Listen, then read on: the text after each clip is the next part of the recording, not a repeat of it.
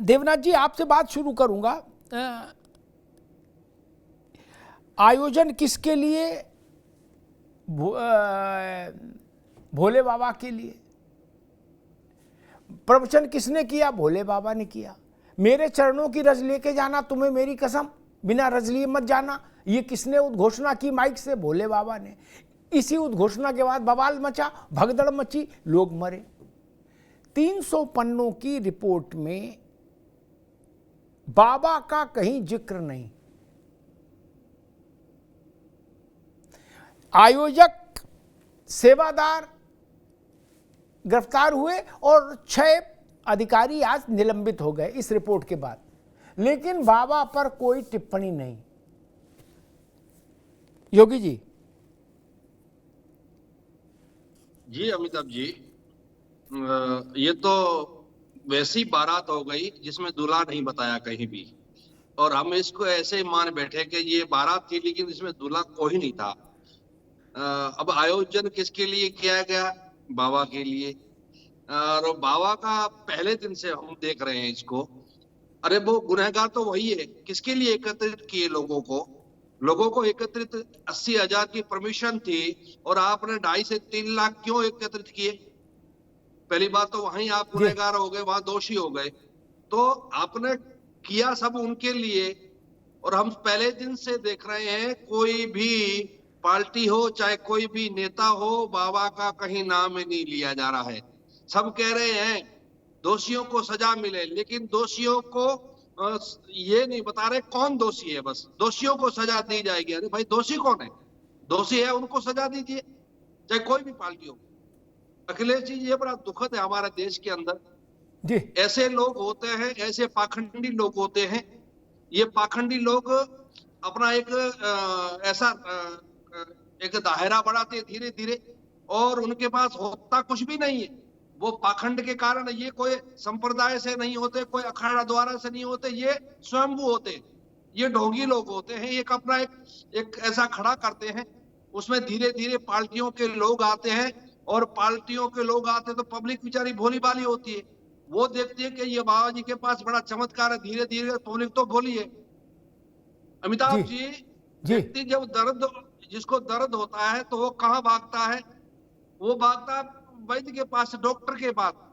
तो वो देखता है मेरा दर्द यहाँ ठीक होगा, दर्द यहाँ ठीक होगा, लेकिन ऐसे कोई दर्द ठीक होता नहीं। क्यों? उसको तो बेचारे को दर्द हो रहा है जी। तो वो पैसे बचाते हैं, और ये अपनी उसके अंदर ये फंसाते धीरे धीरे। और फिर पार्टियां क्या देखती है? पार्टियों को इनके धर्म से कोई लेना देना, इनके अंदर कोई श्रद्धा नहीं होती है, इनके अंदर कोई आस्था नहीं होती है।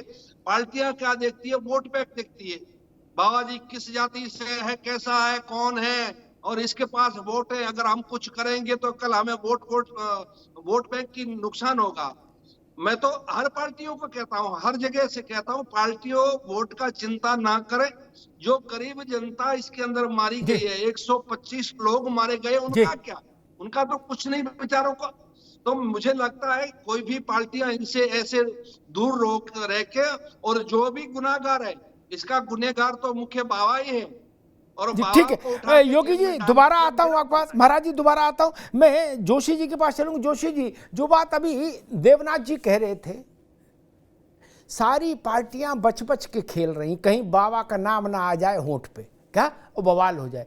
मैं यहां मायावती जी का जरूर उल्लेख करूंगा। पूरे देश में अकेली ऐसी बड़ी नेता, पूरे देश में, उत्तर प्रदेश नहीं, जिसने हिम्मत करके ये कहा लिखत पढ़त में कि ये जो बाबा है, भोले बाबा, ये पाखंडी है और राजनीतिक नफा नुकसान के आधार पर बाबा के खिलाफ रियायत न बरती जाए, बाबा को भी जेल भेजो। जोशी जी, ये साहस मायावती जी ने तो दिखाया, बाकी किसी ने नहीं दिखाया। आप भी विपक्ष में थे, लेकिन आप भी वही बात बोले, दोषियों को सजा दी जाए, बाबा का नाम नहीं लिया। और आप ही लोगों की बात मुझे लग रहा है एसआईटी ने भी मान ली। बोले भाई सिपाही भी बर्खास्त, दरोगा भी बर्खास्त, बाबा जी जिंदाबाद। जोशी जी। ठीक है अमिताभ जी, जी आपने जो आदरणीय बहन जी का वर्णन करा कि उनका स्टेटमेंट ही आया है, तो इसके बारे में तो बसपा के प्रवक्ता ही बता सकते हैं। और आपने कहा है तो उनका बयान आया होगा, उनका अपना एक विवेचना होगी। जी लेकिन जो लड़ाई को समाजवादी लोग मानने का काम करते हैं वो संविधान की लड़ाई, और संविधान और कानून का विद्यार्थी होने के कारण मैं पाता हूं कि जो जांच करने का अधिकार क्षेत्र था वो सरकार के पास था, और उनके अधिकारियों की एसआईटी की जो जांच है ये उनका विषय था। उन्होंने रिपोर्ट दी है, कुछ निलंबन की बातें भी अधिकारियों की आई हैं इसमें निकल के। तो निश्चित तौर पे हम ये कह दें कि बाबा को गिरफ्तार करें, ये भी जिम्मेदारी थी तो योगी जी की थी। और हम लोग तो केवल कानून के लड़ाई को लड़ते हैं कि कानून सम्मत किसी के साथ अन्याय नहीं होना चाहिए। इसलिए हमारे नेता माननीय अखिलेश यादव जी ने कहा कि जो भी दोषी है वो बचना नहीं चाहिए, चाहे वो बड़ा से बड़ा आदमी हो, छोटे से छोटा आदमी हो। जोशी जी, वो बचना जोशी नहीं जी, चाहिए। आपको बाबा दोषी लग रहा कि नहीं, बस ये बताओ, बाकी तो ठीक ही है। नहीं, दोषारोपण मैं इतना कह सकता हूं कि जो दोषारोपण होता है अमिताभ जी, उसका निर्धारित करता है कानून की धाराएं, और कानून के अंतर्गत जो बातें आती है वो करते हैं। इसमें जो हमारी जो ऑब्जेक्शन है वो ये है कि किस प्रकार कुछ ऐसे लोगों को भी गिरफ्तार कर लिया गया है जो लोकेशन पे थे ही नहीं। एक का उदाहरण माननीय अखिलेश यादव जी ने दिया है मैनपुरी के, एक सिकोहाबाद से उपेंद्र सिंह यादव का नाम के निकल के आया है कि उनकी गिरफ्तारी हुई है, उनकी लोकेशन कुछ वहां की है ही नहीं। तो इस तरह की वो फर्जी गिरफ्तारी ना हो, हम लोग समाजवादी लोग मांग करते हैं। और हमारी मांग ये है कि कोई भी दोषी कितना ही प्रभावशाली व्यक्ति हो वो बचना नहीं जोशी चाहिए जी किसी। ठीक, लोग जी ठीक है जोशी जी, कई बार ऐसा भी हो जाता है जो पुराने खिलाड़ी, मैं नहीं कह रहा वो जो फिरोजाबाद में पकड़ा गया वो उसका मसला सही है गलत मैं नहीं कह रहा, लेकिन पुराने खिलाड़ी होते हैं वो ऐसा भी कर लेते हैं, अपना फोन जो है गुड्डू पप्पू को दे जाते हैं कहीं, है लोकेशन वहां की शो होती है, वो काम दूसरी जगह करे आते हैं दौड़ के, ऐसा भी होता है। ये लोकेशन से खेल बड़ा गंभीर है। नहीं, अमिताभ जी गंभीर बात मैंने ऐसे देख लो, ठीक है जोशी अमिताभ, अरे एक मिनट रुकिए भाई, एक मिनट रुकिए, मैंने ऐसे खिलाड़ी देखे, सुब्रत त्रिपाठी जी भी जुड़ गए, उनका भी स्वागत। ऐसे लोग भी देखे जोशी जी मैंने खिलाड़ी, जिन्होंने दिल्ली में कश्मीरी गेट से जालंधर जाने वाली बस में अपना फोन रख दिया, अब लोकेशन शो हो रही जालंधर की, क्या पुलिस भाग रही जालंधर, भैया दिल्ली में छोले भटूरे खा रहे हो कांड करने के बाद। ये भी होता है, इसलिए लोकेशन अंतिम सत्य नहीं हो सकती। खैर मैं आनंद दुबे जी के पास जाऊंगा, उससे पहले मैं त्रिपाठी जी के पास चलूंगा। सुब्रत त्रिपाठी जी, ऐसे बड़े जघन्य हत्याकांड बहुत कम होते जिनमें मरने वालों की संख्या 120-25 के आसपास पहुंच जाए। इतना बड़ा कांड हो गया और नतीजा ये आया कि भाई 5-7 सेवादार आयोजक पकड़ लिए गए, बोले भाई इनको पकड़ो, और 6 अधिकारी निलंबित कर दिए गए, बोले ये लोग दोषी हैं बस। एसआईटी ने 300 पन्नों में इस बात की स्थापना कर दी। अब जनता ये कह रही है कि ये तो बाबा बोला था कि चरण रज लेके जाना तुम्हें, हमारी कसम, बिना चरण रज लेके मत जाना, और सारा बवाल ही चरण रज के लिए हुआ। त्रिपाठी जी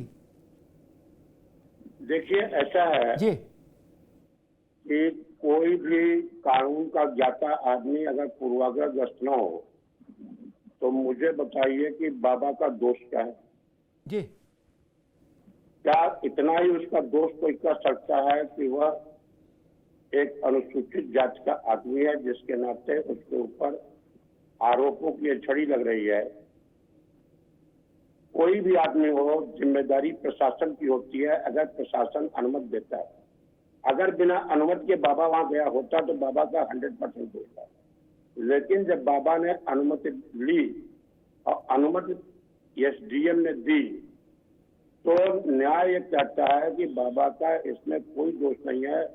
कुंभ मेले में जवाहरलाल नेहरू जी के टाइम में और स्वयं नेताजी मुलायम सिंह के टाइम में रेलवे स्टेशन पर कुंभ मेले के दौरान हादसा हुआ, कितने लोग मारे गए, कितने घायल हुए।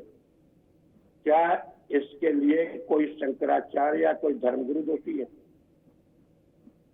शालीग्राम की बटिया चाहे बड़ी चाहे छोटी, एक आस्था सबकी आस्था है, चाहे वो कपड़ा गिरुआ न पहन के, चाहे वो शर्ट पैंट पहनते हो। अगर डॉक्टर अम्बेडकर के प्रति किसी की आस्था है, अगर काशीराम जी के प्रति किसी की आस्था है, बाबा सूरज के प्रति किसी की आस्था, उनको बाबा करना चाहता है तो कोई जुर्म तो नहीं। ठीक है। अगर कोई जी। दूसरा आरोप लगता है कि बाबा अंधविश्वास फैला रहे हैं, कहते हैं कि हम मृत्यु को जीत सकते हैं, जिंदा कर सकते हैं, मैं पूछ रहा हूं हमारे जैसे जितने लोग सनातनी हिंदू हैं, क्या वे यह दावा नहीं करते हैं?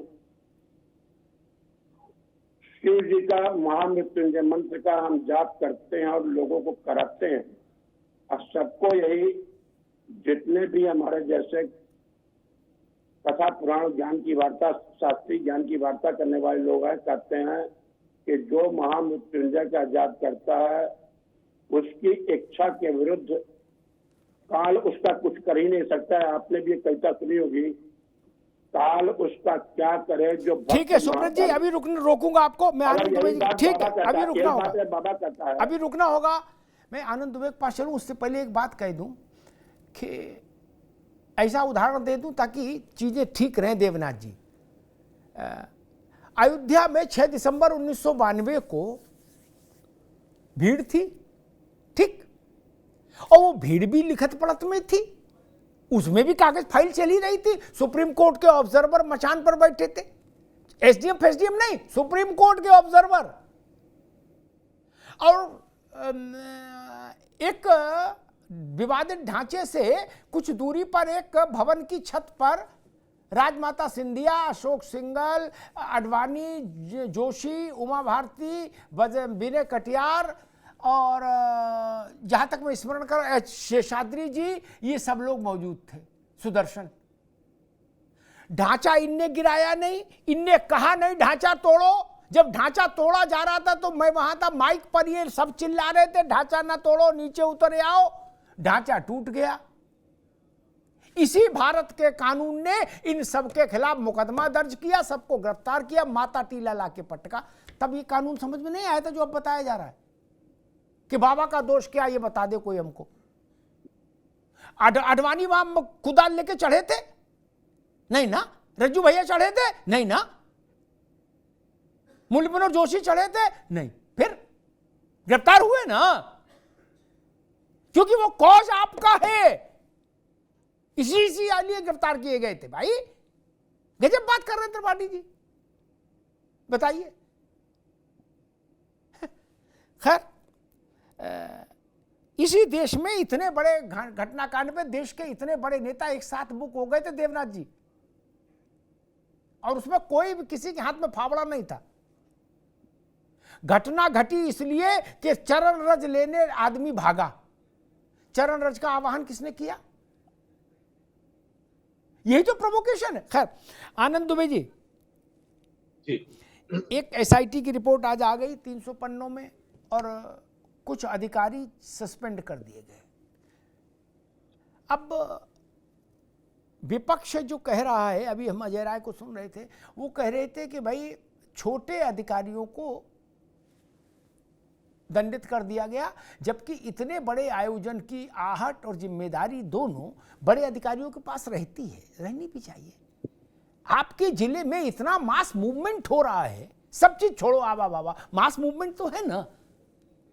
2-2.5 लाख का मास मूवमेंट तो कमिश्नर और एडीजी की नॉलेज में भी होना चाहिए, नहीं? तो उन लोगों ने फिर क्या किया? या केवल थानेदार और 2 दरोगा और 1 बीट कांस्टेबल और सीओ के हवाले छोड़ दिया, बोले बेटा देख लेना, जैसे तुम्हारा मन हो गुड्डू निपटा देना। ऐसा था क्या? नहीं। अमिताभ जी, अभी एसआईटी की प्रारंभिक रिपोर्ट आई है, इसमें अन्य भी कई बिंदुओं पर इशारा किया गया है, और इसमें एक बात लिखी गई है कि ये जो स्थानीय अधिकारी हैं, इन्होंने ऊपर के अधिकारियों को सही चीज ब्रीफ नहीं, जैसा लिखा गया है। जो प्रारंभिक जांच रिपोर्ट आई है उसके आधार पे अभी ये कार्रवाई की गई। जांच अभी बंद हुई नहीं जी, ना ही कार्रवाई का कोई सिलसिला बंद।